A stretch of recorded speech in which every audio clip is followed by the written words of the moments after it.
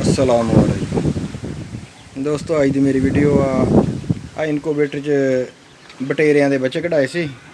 बटेरा farm पाने का programme से इस तो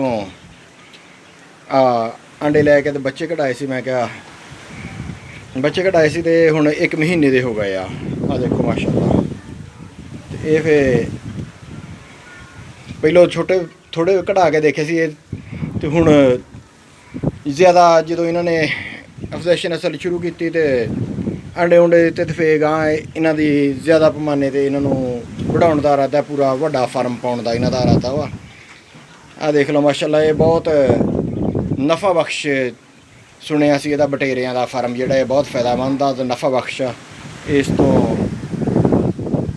छोटे पैमाने के पहले शुरू किया, मैं क्या शुरू करके देख ली भी पलते भी आ कि नहीं, कि किदा इन्हों का किदा इन्हों की ओ करनी आ, इन्हों किदा रखना वा।